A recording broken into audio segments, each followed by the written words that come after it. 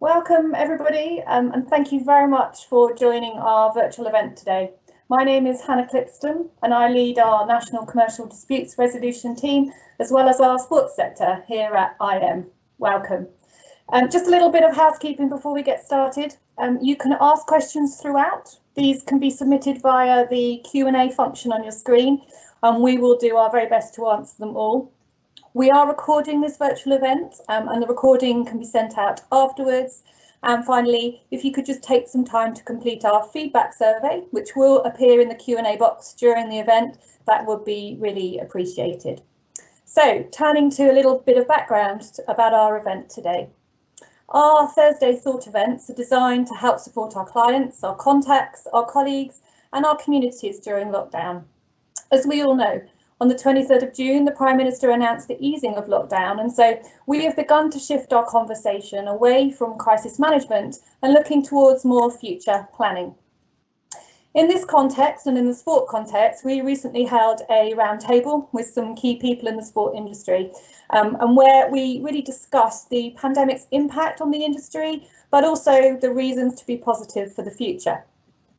We discussed a number of things, including how sports people are getting back to peak condition, how we encourage public health and fitness and a renewed commitment to that, the role technology can play, but our discussions also had a really strong emphasis on the effect of the pandemic on our homegrown talent, which feeds into the importance of what we're discussing today around supporting and mentoring others moving forward. So bearing all of this in mind, we're really excited to be joined today by Sarah Hunter, the Red Roses captain. I'm really looking forward to getting some insights from her as to how she's adapted to lockdown and is preparing for the transition out.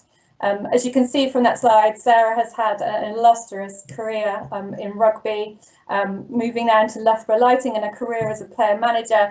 So good morning, Sarah, and thank you very much for joining us this morning. Good morning, thank you for having me on. Great.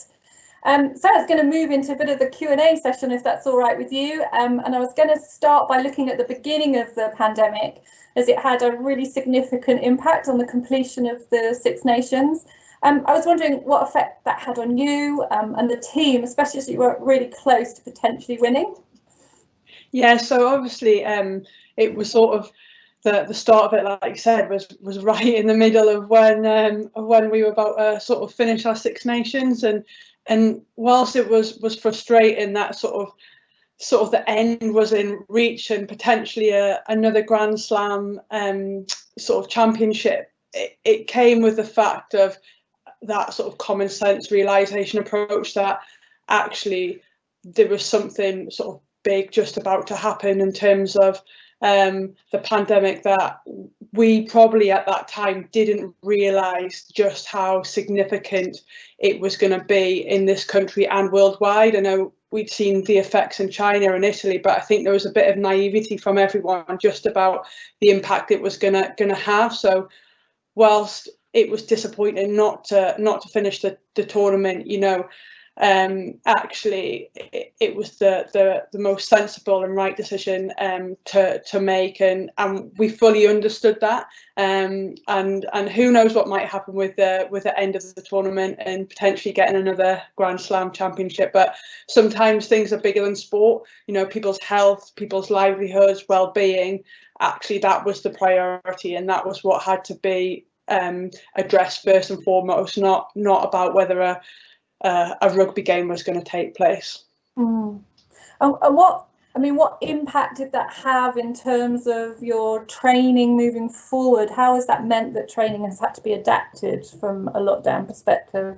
Yeah, so I think it was quite gradual, because obviously when the sort of our Six Nations final game didn't go ahead, things were still sort of open, so gyms were open and the full crackdown wasn't happening, so it kind of eased down a little bit. And then I think we all remember sitting around on that Monday evening when Boris Johnson announced that we were literally going into lockdown, and I think it probably hit fairly hard then that actually gyms were closed, we're not going to be playing rugby, our Premier 15 season then got cancelled, so I think the reality hit pretty hard. And then obviously with the allowance of one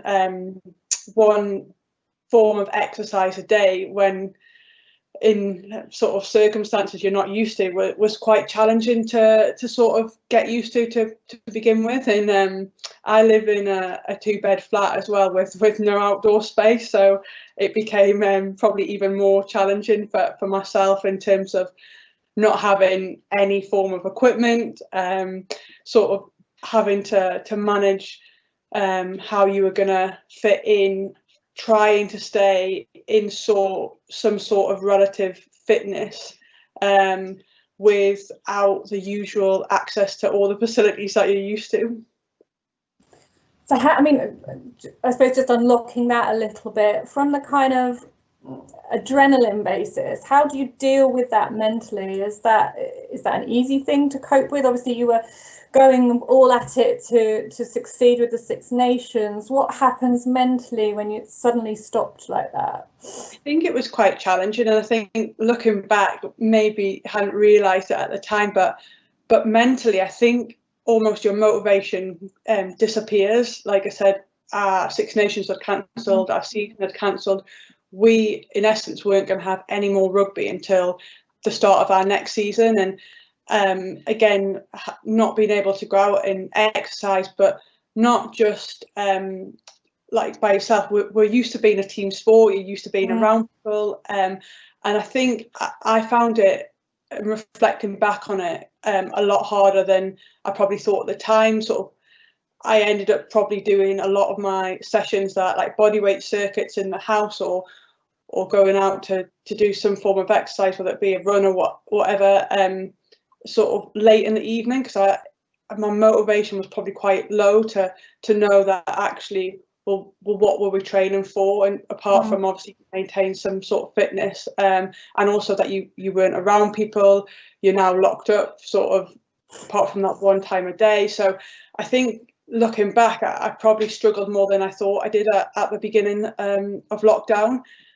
which is fine. And then you sort of, you speak to other people about it, and they're having similar thoughts about it, and actually how people got through lockdown and how people are coming out now is very individual. And you heard a lot of people say it's all right to say that you're not managing in the way that you would normally do, and I think there's been a lot more acceptance of people's individual mental health during this time as well, which I think is really important.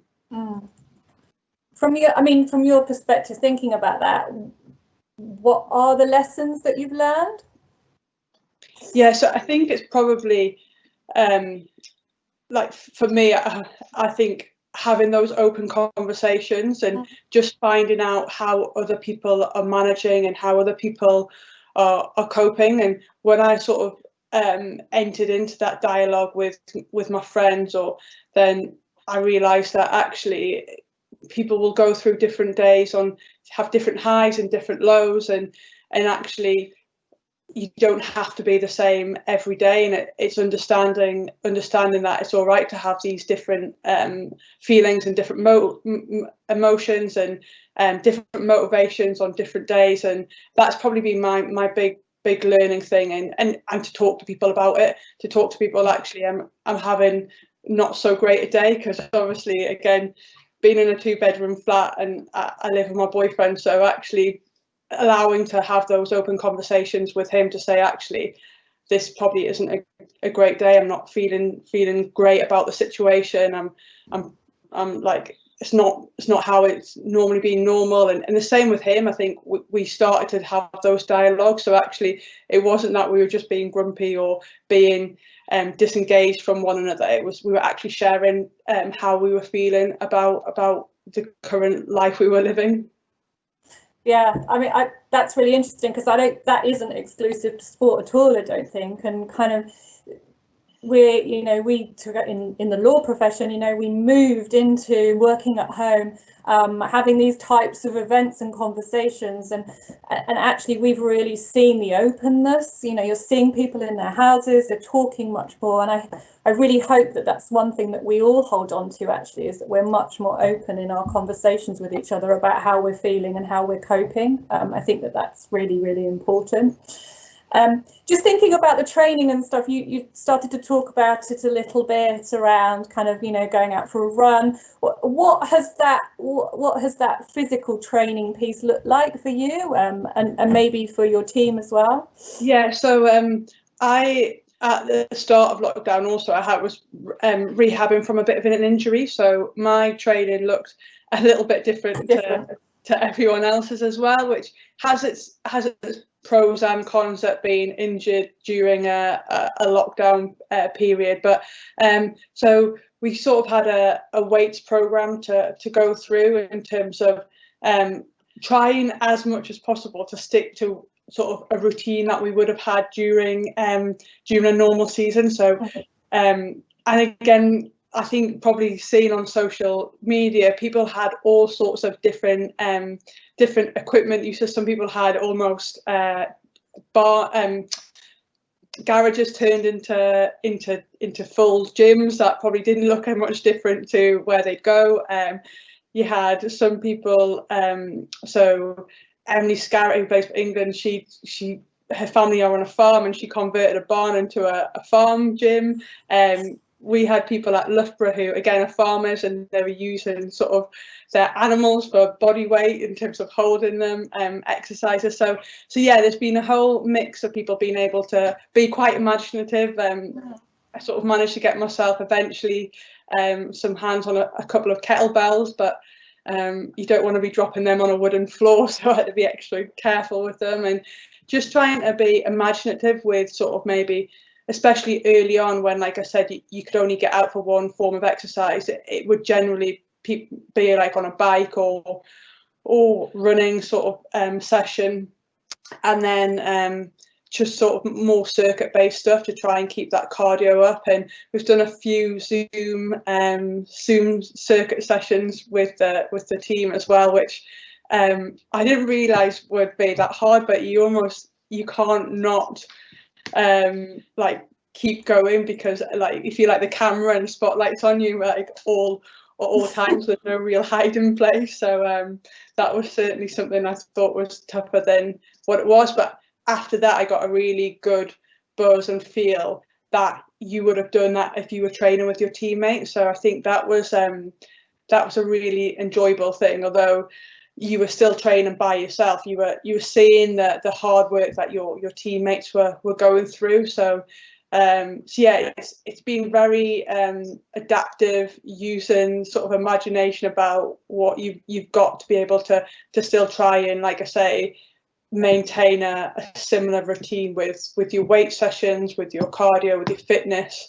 So yeah, it's certainly tested us, and to be honest, some of the things have been really good. And like you say, in terms of the things that you found through your work in terms of wanting to keep going, I think there's some mechanisms and some things, that way of working that we've done, that I think would be good to carry on when we have to train remotely, because we can't always be with each other every minute of the day. So yeah, I think it has taught us a lot, even though it might not have been the way we would have chosen to learn some of these things. So what does training look like at the moment for you? Is it kind of moved on from a run, or? Yeah, so it's starting to sort of ease back in to where we want. We obviously can get out as much as you want, yeah. So we've got access to rugby pitches, so it looks a little bit more like what we would have done before.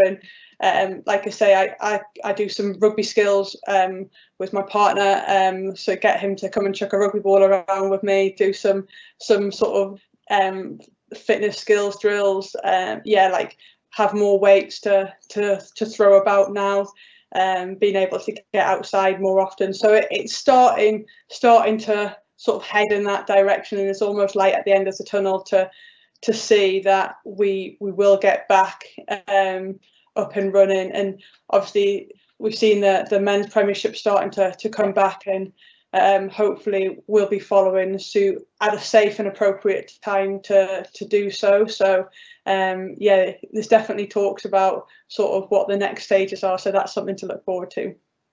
Absolutely.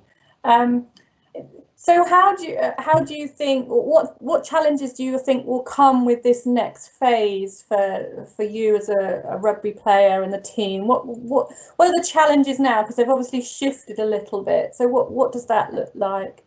I think it's that return to rugby. Obviously, we play a contact sport, and the nature of this virus is it's not too contact friendly. So we've got some challenges to face and overcome with that. And I think it'll be about how we can reintroduce rugby that's safe to do so at an appropriate time, that obviously doesn't transmit the virus anymore, or doesn't allow people to get it. So to think that'll be the biggest challenges. But then I think another challenge will be about how people feel about coming back to rugby. So I guess across the whole rugby community, you'll have people that are itching at the bit to get back to rugby, and we're now allowed, the community games now allowed to obviously train in groups of 6, socially distanced. So you've seen across sort of social media platforms that clubs are going back and obviously adhering to all those. So it's great to see some people's real keen and eagerness, and I guess it's at a non-contact stage. But as you start to introduce that element, when, like I say, it can be done, I think you might get people that have some reservations about it. You know, everyone's situations are different, whether they're maybe at risk, or their family members, they may be shielding the profession that they work in. I think there'll be some challenges around people and how they feel about playing rugby again, which is completely understandable. And if we go back to probably one of the things I've learned in lockdown, is about having that open dialogue, so that actually people understand why you might have reservations, or you might not be able to join in with rugby. But I think those are probably the 2 biggest challenges, like getting rugby going because of the contact element, and then people's own like individual thoughts on how they feel about playing rugby again. Yeah, I think, I mean, we've seen lots of things, haven't we, about people maybe having bans that say whether they're prepared to get closer to you, people, you know, saying, no, I'm not prepared, don't hug me, kind of that type of thing. And so I think that is kind of throughout society. And I just wondered whether, I mean, as a firm, we're beginning to put plans in place to bring people back to the office where we can. I just wonder, bearing in mind those challenges in terms of people maybe being worried about coming back to rugby, if you've seen any initiatives or things that are being put in place to support those players. Yeah, so I think so you'll have an opt-in offer. So people, you have to say that you want to come back in. So there's no automatic assumption that you will be coming back to rugby, which I think is a really good thing. So it almost takes that pressure off people. And I know with England, and both with Loughborough, from like that coaching role that I have there, that the conversations are very supportive towards players, and there'll be that initial conversation with a player on an individual basis. So there's a feeling of no pressure on an individual. And like, I think some of the things you can see the community game doing at the minute is the small group stuff. So actually you're gradually easing them in, like you're training alongside people, but you still have to be that socially distanced from one another. So actually you're reducing the contact, but you're introducing rugby. And I think that's, in terms of you, especially if you look at the RFU and their return for the community game, it's very staged, and I think it'll be at an appropriate stage that obviously gains people's confidence in how you return. And I guess you probably don't have to make that next step until you're ready. So I think, based on the whole situation we're in, I feel like people are a lot more empathetic to individuals than they once were. That will hopefully allow people to feel comfortable to return and be supported during that time as well. Yeah, I mean, on that theme, are there worries or concerns from a club perspective, but also I suppose from an England rugby perspective as well, as to how we bring fans back, and how, because obviously there may very well be concerns about people being in crowds and what that looks like. Do you have any views on that? Yeah, obviously having crowds there is really important in terms of a playing perspective, probably a fan's perspective, and seeing the sport they really love. And again, it goes into this whole bigger picture thing of being able to introduce the right steps at the right time. And I'm sure I know England Rugby are working through how they do that, when they can do it, because obviously the government guidelines are the biggest part in this in terms of giving the go ahead. But I think from what you see in like the shops now, you see in probably restaurants and all the services that are open now that are adapting the way they function to allow their customers to feel safe and to still be allowed that experience. So I walked past my hairdresser's the other day, it's around the corner, and saw the windows, and they put almost those shields up sort of between. I went to a cafe at the weekend and they had screens round, so actually you can go in there and feel comfortable that actually you're socially distanced from people. And I have no doubt that rugby are planning similar things, that they'll follow the guidance in terms of social distancing. And I guess it goes probably back to the individual, that if they feel safe and that they want to be in that situation, then they'll probably go and enjoy rugby. But I think it will always be an environment that allows them to remain socially distanced from someone else, and that there'll have been a lot of thought and guidelines that have been followed and gone into that process to allow fans back to the game. Yeah, I think it's really obvious kind of in shops and restaurants how people are working really hard to make sure that experience still happens. And I think, I mean, from our Sports Roundtable the other week, we were talking about that as an experience and how maybe technology will help with that. And you talked a little bit about Zoom and technology and training. So that sounds like one of the positives we'd quite like to keep in the industry generally. But you've mentioned a few of those positives. Are there any that we can take from lockdown and use to make women's rugby better, do you think? I think what we've seen a lot, and it's probably more so that my colleagues have done, that they've really interacted with the local community. So, for example, like you've Rachel Burford, Vicky Fleetwood, you've got the certain players that have engaged, like Poppy Cleal, Hannah Bottoman. They've engaged with the local rugby community, whether that's through Zoom sessions in terms of fitness, whether it's skills, whether it's sort of Q&As live on Instagram, all these different things that I think it's almost being able to connect with the rugby fan base out there and help and support them and get them a little bit of a taste into what being maybe a professional rugby player is like, or an international player, which I think this time has allowed people to connect in ways that they would never have connected before, which I think is really really good, and bringing almost the elite game and grassroots game further together in many ways. So I think that's really good. Like I say, the Zoom sessions, whether that's fitness sessions, whether that's quizzes that you've done with your teammates, we've done virtual online education stuff as well.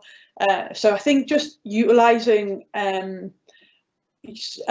electronics, so sort of a lot more than we have before. So again, probably from an England perspective, we have sort of minimal time together, so it's about how can you maximize your time away from one another, so that when you get together, that the focus can be on rugby, on pitch stuff. So actually maybe some of our learning, some of the meetings that we can hold remotely. So I think you're right in terms of what you're saying, that there's a lot of things that we've done that I think it would be a shame if we didn't actually keep them going for for the future.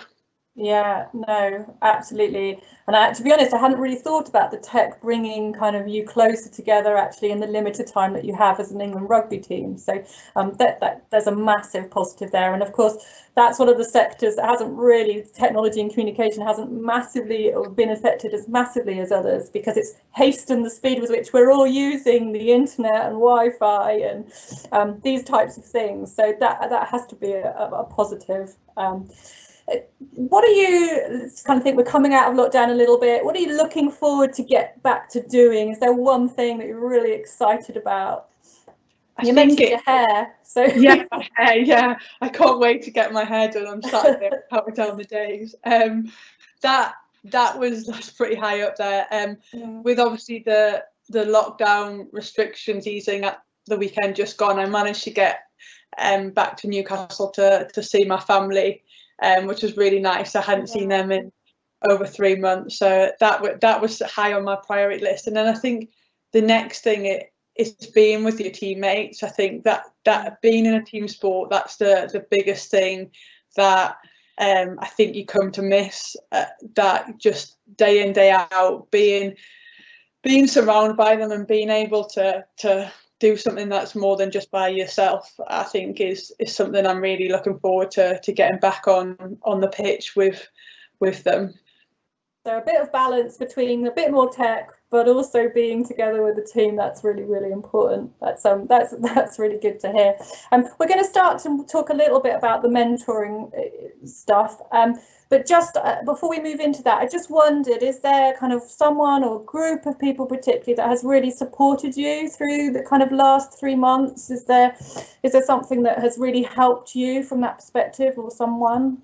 I think it's probably a group of people. Like I say, I live with my boyfriend, so we've probably supported each other through it quite well. Like I said, there's days where we have good days where we haven't. He's come and trained with me, so I don't have to always train by myself, which has been really good as well. We've probably seen more of each other than we've ever done before with the nature of our job, so that's been nice. But I think there's groups of friends as well that have done it. Like, I've had a weekly quiz with my old uni friends that actually we've seen and spoken to each other more in lockdown than we probably have since we left uni together, so that's been really nice. I have a group of friends back home. Again, we've done a similar thing. I've got my mum and dad up on house party and Zoom and FaceTime that we've spent that time catching up that we haven't been able to see. So and then the England girls, in terms of again just checking in with each other, especially like you're probably closer to some more than others, so we've had sort of a weekly call with that as well. So I think that there's not really for me one person in particular. There's been different pockets of people, and people you can probably go and have different conversations with as well. Like my friends from Newcastle, like they're not really sporty. They ask about my rugby, but we'll talk about something completely different. So if you want to switch off from that element, you can go like away from that. One of my friends has just had a baby, so actually there's a lot of baby talk with mums, and actually like sometimes that's just refreshing not to have to think about anything. So I think that's the biggest thing, is having a wider support network to help you, rather than just maybe one or two people. Yeah, as you were talking, that's what I was thinking, actually, the importance of having a varied support network, which feeds actually nicely into what we're going to talk about next. So I was asked that question and wanted to speak about that question because last year Irwin Mitchell became one of the official partners for England Rugby. We're working with the team to provide tax and legal helpline and a legal document service from August. That's all aimed to support member clubs, and we're really excited about it. But actually, as a firm, what we're really passionate about is the development of our brand new mentoring programme, which is the Irwin Mitchell Mentoring Club. I'm going to come on, we've launched it in May, but I'm going to come on and talk to Sarah, she's one of our ambassadors, about what she's looking forward to with getting involved in this. But before I do that, we're going to just play a quick video that helps explain the programme and what it's all about. So hopefully someone's going to press play. Thank you.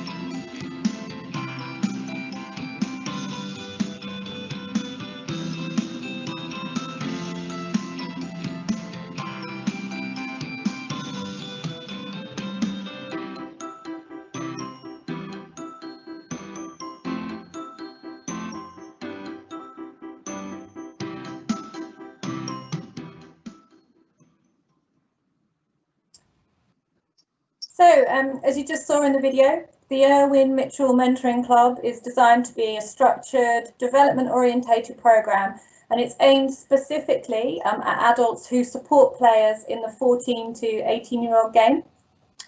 What we're aiming to do with the programme is to deploy high-quality, motivated mental network for everyone involved in rugby, for those that support 14 to 18-year-olds in the community clubs. We want to create positive rugby experiences for over 35,000 players. So the point is to give them the opportunity for both personal growth, but also for their rugby development. We want to improve retention of 14 to 18-year-old players in the game, and also just improve that transition from A-grade players into adult rugby. So with that context, I'm going to go back over to Sarah and just talk a little bit more about that programme and her involvement. So, Sarah, my first question is really around why you wanted to get involved with the programme and be an ambassador for us. I think there's a couple of things. So I've obviously come from grassroots rugby, and I owe so much to the opportunities that I had growing up in the game, you know, at that age of 14 to 18, and I understood that actually I saw, especially within the girls' game, like a lot of people drop away from the game, and I think I'd like to do something to try and help support that now, given all the opportunities that I had and the support that I had in my journey, but also seeing maybe those people who didn't have the support that maybe would have kept them in the game to help continue into the adult game. And then the second part of it is, before I became a professional rugby player, I worked for England Rugby in the development side of the game, so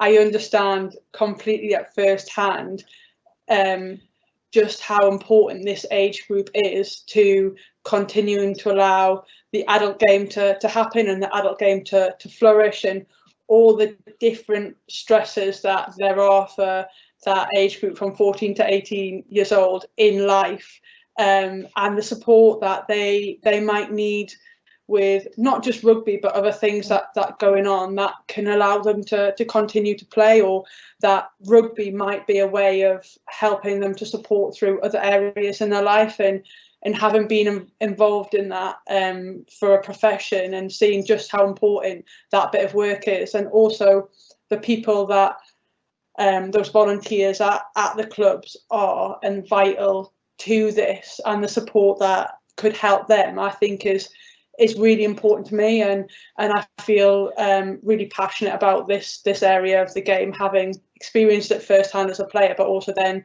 seeing it as in the role I once had. So obviously you talk a little bit of your career history, which was really helpful. Is there something that you would want to gain personally for your own self-development from being involved? Will that help with that? What does that look like?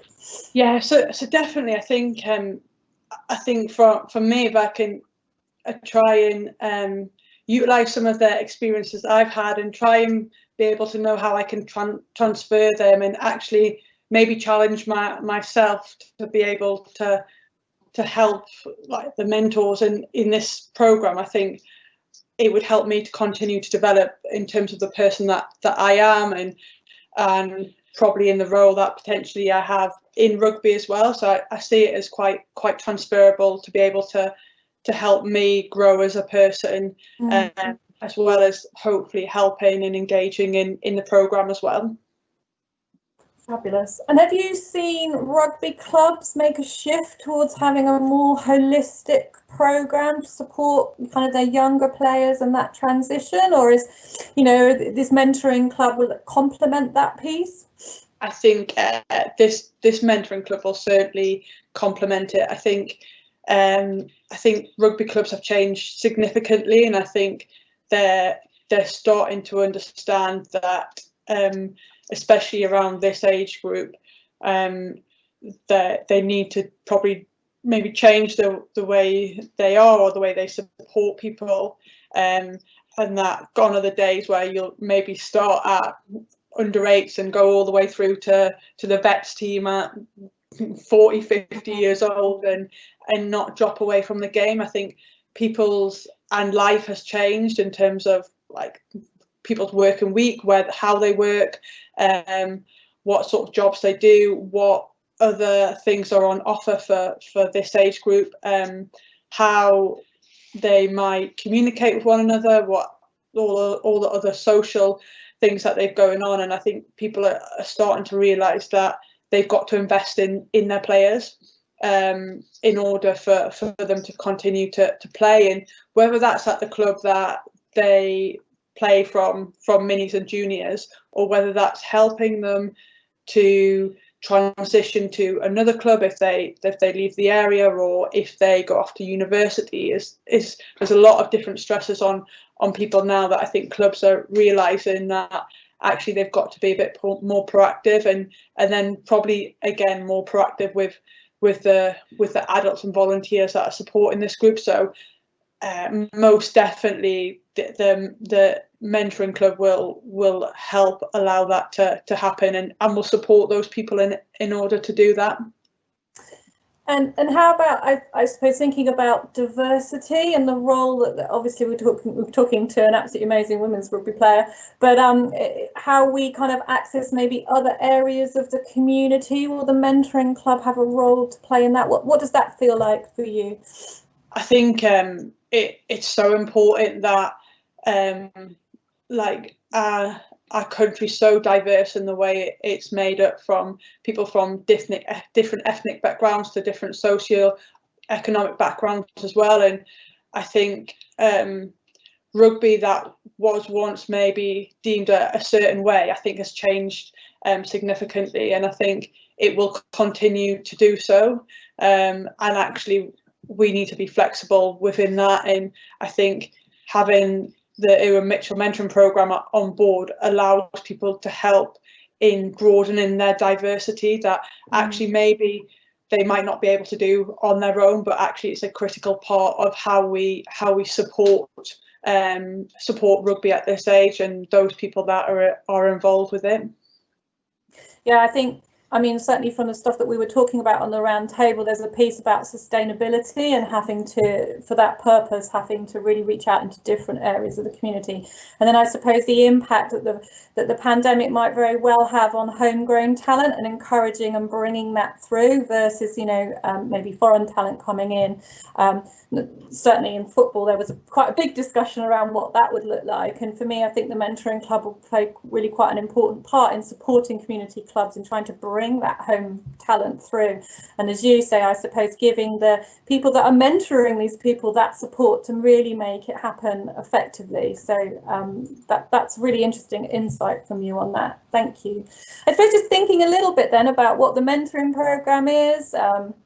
We've got a couple of questions that have come through, really focusing on what are the most important skills for someone to have in a mentoring position. Obviously, at the moment, we're in really quite difficult times, so maybe there's something quite different that we need to be as a mentor to help young players come through. Do you have views on that?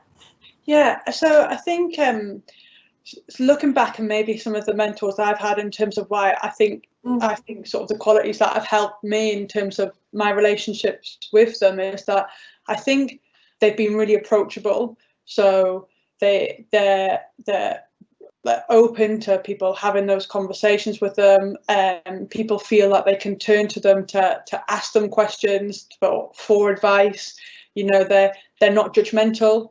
So regardless of the situation someone's in or wants to ask about, they don't judge that person. They'll listen, and then they'll give honest feedback. So sometimes you'll ask someone something and you probably know the answer, but you might not want to hear it. You might want to hear something different, or you might not like what someone's advice that they're giving you. I think that's the biggest thing is, and the respect that you have for a mentor is if they give you that honest feedback or have that honest conversation with you, that I think obviously ultimately helps you in the long run. You probably don't just want someone that's going to agree with you or think the way that you do.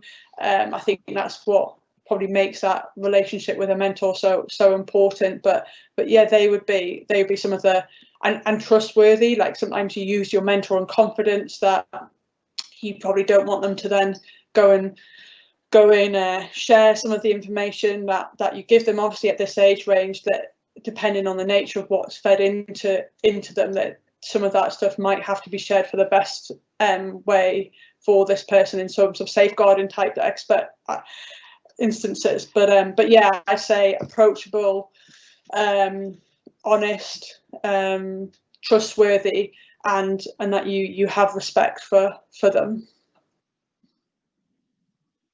That sounds like you think that hasn't really changed in the current crisis that we're in. Are there any kind of skills that you think will be really important for a mentor to have during challenging times like this? I think it's probably how you communicate with people, because I guess when you're a mentor in a rugby club, like you probably come across people like on a regular basis, but obviously at the minute that's probably reduced, and the way you might see someone. So actually a mentor's skills of being able to pick up on maybe people's body language when you know someone so well in terms of their mannerisms, their behaviour, how they're feeling, maybe how they respond or how they interact with the rest of the group. Those are the sorts of things that you're not going to be able to do. So you're going to have to, which you might be able to tap into to try and support them.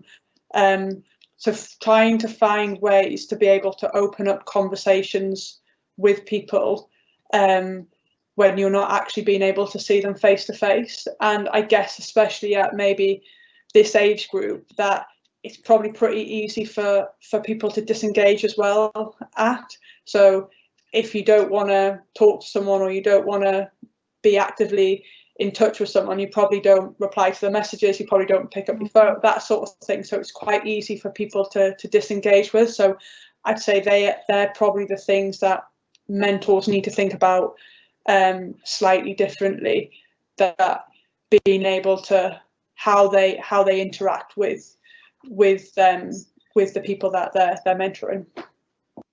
Yeah, I think it's I think from my perspective it's quite interesting. It's kind of having that emotional intelligence, but also really tuning in to what people are actually saying, and that can be difficult if you're interacting over a kind of environment like this. So it's really thinking about what they're actually meaning when they say something or do something, which I think is really a really important skill as a mentor. And sometimes you don't always get it right, but you have to think carefully about it. So thank you for that. That's really interesting. We've just had a couple of questions. I'm going to backtrack just a little bit and deal with them, talking around introducing young people into rugby from underprivileged and BAME backgrounds, and then also in relation to how we recruit BAME mentors as well. I just wondered whether you could talk a little bit more about what is actually being done to encourage that to happen within rugby. So I guess there's a lot of initiatives from England Rugby in terms of especially at this age group, in terms of they had their all schools program, which was specifically designed to get into secondary education, and in areas where there were certain criteria they had to meet in terms of like different areas, probably more underprivileged areas, depending on their socio-economic background, in terms of maybe based on the amount of free school meals, like the sort of grades that the school were averaging in GCSE, that sort of thing, that sort of targeted and identified those areas that are seen. I think it's been over probably the last 5 or 6 years that actually they're trying proactively to get into areas that might not necessarily have played rugby before, and there's been seen some great results of more secondary school teams playing, schools playing, which I think obviously needs to be continued. And then the initiative wasn't just to have them playing in schools, it was then having a link with a club, so they would then go into a club. So I think that RFU, or England Rugby, is definitely know that it's an area to be working with. I think a lot of initiatives are with the Premiership Rugby as well, so each Premiership Rugby club has to deliver rugby into certain areas, which I think is really good in that mechanism to try and get more people from a diverse background in rugby, which is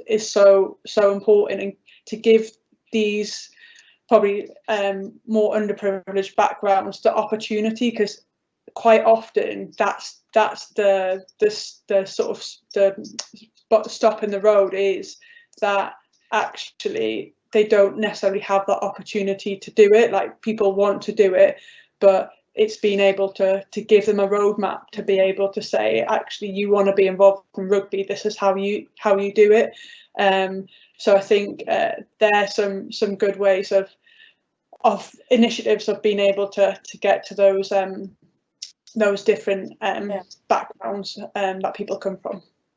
So, I mean, from my perspective, and you can correct me if I'm wrong, but it sounds like you're saying England Rugby are doing a lot to encourage that. What this mentoring programme will help with and sit alongside is the ability for people within the community clubs to actually support players to make that happen, and make maybe BAME background and underprivileged people stick to the game, which in turn will really help our homegrown talent. So it sounds like it's a combination. There are a lot of initiatives that all need to work together really well to make that happen and make that investment happen. So thank you for that. You kind of touched a little bit on mentors that you had in your early playing career. So I just wondered if there was anyone particularly that really helped you or inspired you or had a positive influence on you. I mean, I've been very fortunate to have a lot of people support me in my career, but I think the biggest mentor I had at probably the most significant time for me when I look back is a coach I had called Graham Cooper at my club Novocastrians. I'll cut a long story short, but basically I didn't get selected for England in the 19s the first time I tried, and at the same time I also got told that I needed to move position. So Graham Cooper, who was my coach, kind of took me under his wing and spent hours in terms of supporting me, giving me advice, helping me to become a better player. Kind of sort of the disappointment of not getting selected, he helped me go through and get me on the right road. And then the following year, with all his help, I ended up getting selected for England in the 19s, and then that's almost been the path I then followed in terms of getting capped and then to where I am now. But it kind of didn't stop there, all the way through my career. He's helped me, drops me advice around what maybe I have done right, what I might need to do wrong, but more than anything, he's become a really good friend now. And I guess he still lives up in Newcastle, so don't get to see him as much, but I think that's how that mentorship kind of developed into where we are now. Has become a friendship. So yeah, that's someone who's had a pretty key part to play, helping mentoring me at a really significant moment that I look back on in my career. Yeah, I mean, it sounds like he had all the attributes of the things that you think are good qualities for a mentor to have. So around approachability, trustworthy, being open and giving you that honest feedback. That's always good to have that growth mindset. And if you have a mentor that really supports that and helps you with that, you really can get on. I've just got a couple of questions that have come through. Just in relation to the mentoring program itself, so a bit around what does the training look like, and just really quickly, clubs can apply. You can apply to be part of that program, and then they'll have benefit from specific training and development from England Rugby. A couple of things around what is the relationship between a player and a mentor. The plan is to have one mentor that could be mentoring several players, but there absolutely will be that opportunity to build a one-to-one relationship. And I've got a question about, is there an age profile we're looking for in mentors? Absolutely not. I think this conversation demonstrates that actually people need all sorts of different supports and different attributes in their mentor. There are some key things that we really like to see, but actually it's all about the characters of the trait of the mentor, and it's getting that right person for the role and matched with the right mentee that is really, really important to us. So please feel free to carry on putting your questions through. I'm just going to have kind of a couple of just kind of summing up questions, Sarah, if that's all right. A couple just on your role and kind of the position that you take in England Rugby as a whole. At what point in your career did you recognise actually that you're a leader and a role model and become conscious of the influence you have? And what did that feel like for you? How did you cope with that? Yeah, so I think it probably didn't come till a little bit late. I think it took a little while for me to realise, more so the leader part of it, because I think, and maybe this is just my personality, that obviously the qualities that maybe a coach sees of a leadership that they want is something that I hadn't necessarily picked out on myself or thought, oh, I'd be able to do that. But I guess over time that actually, when you start to think about how you are as a leader and what the values and qualities that you think are important as a leader and what you have that can offer to the team, I think that started to become a bit more natural, and I could see how I actually was a leader within the team. And I think I also had these thoughts about, you had to be a certain age, you had to have a certain amount of experience, you had to have gone through different things to be able to become a leader, and I now know that's absolutely not the case. I think it's about what you said about the qualities that you need for mentorship. It's not around having a particular person who's done and ticked a certain amount of boxes, or they've got a certain amount of experience. It's about the qualities that they possess and the traits that they have. And it took me a little while to realise that, but then be comfortable in that, which is something I certainly understand now more than I ever have, and probably as I get older probably understand it a lot more. The role model part of it, I think, applies whether you possess leadership qualities or you are a specific leader. I think especially I think within the female game, I think everyone is a role model, and that's not necessarily international players. You could be in your local rugby club, and you could be in the senior team as a role model. You could be role modeling for players at younger age in your club, or you could be in a role model within your age group. I think I think it just flows, and everyone has the ability, and it's important that they do so. And I think as social media became more prominent as my career went on, you understand how much more of a role model you play, because basically anything could end up on social media. You're portrayed in a certain way, and it's important that you portray yourself in the light that you wish to be seen, but also that encompasses all the values, I believe, in the sport that we play as well.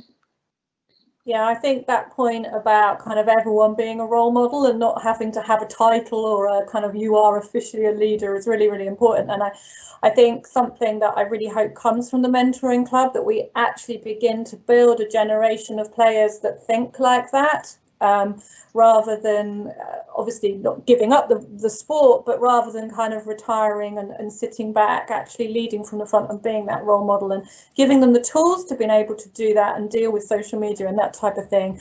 And for their career after sport, I think is really, really important. We're going to really just one final question, Sarah. I just wanted to end it on it, and I was just wondering about what your advice would be to young players about getting back to rugby in this new world. You said some great stuff, so just a kind of a few little tips that I think would really help players would be really interesting. Yeah, so first of all, it'd be doing stuff that you feel comfortable would be the biggest advice, and not feeling you have to do something because your teammate or your friend's doing it, or maybe a coach is pushing you that way. So that would be my first advice, is to re-engage with rugby when you feel comfortable to do so. And then what I'd say is it's probably like the little core skills. At the minute that's all we can do, and you with a community game at the minute you can do them in groups of 6, but equally, like I say, if you feel comfortable, but if you don't, then maybe get I don't know, like a relative or a friend that you live with, obviously, to do some skills on your own if that's what you feel comfortable. But I think that's the biggest thing, probably more so for younger people, that will make the difference when you come back to it. You can do bits of fitness stuff, whether you join in with club Zooms stuff, or you do bits of fitness on your own. But for me, yeah, keeping on top of your rugby skills, so your catch pass, that sort of thing. Maybe if you're a kicker, doing some kicking, that sort of the real simple core skills are probably the things to stay on top of until you can get back with the rest of the team. Yeah, I think that's quite a common message at the moment, isn't it? You know, take the little steps that you're prepared to take, and if you move that along the road, then ultimately you will achieve a bigger thing. So just focus on taking those little steps at the moment, and that's really, really important advice. Thank you, Sarah. It was absolutely fabulous to hear about how you've adapted to lockdown, the networks that you've put in place, and what you've been looking forward to when we come out of lockdown. And thank you also for your insights around mentoring, around how what the return to sport will look like, both for elite but also for community clubs. It's been absolutely fascinating and a great insight. Thank you. Thank you also to all of you that have joined the call today. Thank you for your questions. Please do take a moment to give us some feedback. There'll be a short survey posted, but we're really keen to hear that feedback for our future events as well. If you want to find out some more information about the Irwin Mitchell Mentoring Club, you can find that on the England Rugby website. I think that's on the slide right now. Also, just a really quick mention for our coronavirus hub, which is on our website. On the slides now, there's all sorts of things legal there about relating to the outbreak, plus you can watch some previous virtual events, and you can sign up for all our future ones as well. So it's probably worth having that as a bit of bookmark in case something comes up. Thank you very much again, Sarah, and thank you very much for all of you for joining us today, and goodbye. Thank you.